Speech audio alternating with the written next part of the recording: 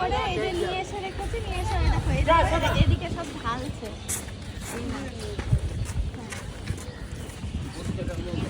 এগুলো ঢালছে, তারপরে এগুলো কি করে বলো তো, এই দেখো এই জারে করে করে লবণ মাখিয়ে ধুয়ে রাখে। আর মনে হয় লবণ দেওয়া। দেখো এইটা দেখলে বুঝতে পারবে।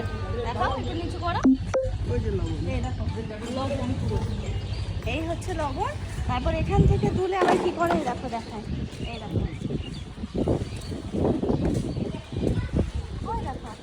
ওপরে আর যাচ্ছে না, ওগুলো ওই যে লেজে না গার্ডার মারে। হ্যাঁ, গার্ডার মারার পরে তারপরে দেখাচ্ছি কি করে। এগুলো ঢুকছে না। হ্যাঁ,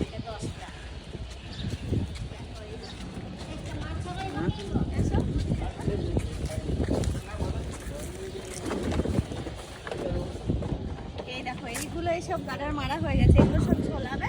আর এই দেখো খুব সুন্দর করে ঝোলায়, এরকম করে করে ঝুলিয়ে ঝুলিয়ে রাখে। তোমাদের একটু আগেও দেখালাম না, এর পুরো প্রসেসিংটা দেখিয়ে দিলাম। কি সুন্দর মাছ সবে তুলে নিয়ে আসছে, নিয়ে এসে লবণ মাখিয়ে জলের মধ্যে রেখে দেবে। কতক্ষণ রাখে? মনে হয় একদিন রাখে।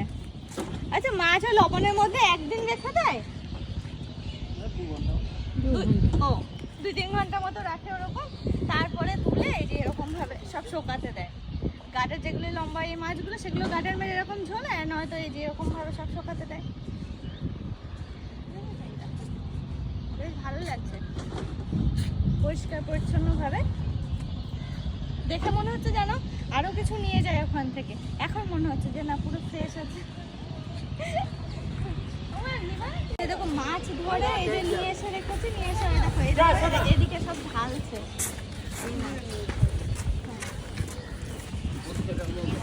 এগুলো ঢালছে, তারপরে এগুলো কি করে বলো তো, এই দেখো এই জারে করে করে লবণ মাখিয়ে ধুয়ে রাখে। আর মনে হয় লবণ দেওয়া। দেখো এইটা দেখলে বুঝতে পারবে। দেখো একটু নিচু করো, এই দেখো লবণ পুরো। এই হচ্ছে লবণ। তারপর এখান থেকে তুলে আবার কি করে দেখো দেখায়। এই দেখো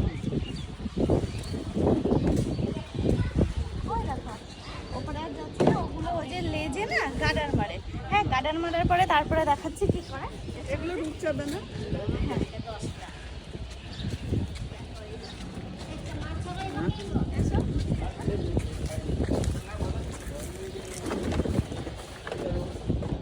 এই দেখো এইগুলো এইসব গার্ডার মারা হয়ে গেছে, এগুলো সব ঝোলাবে।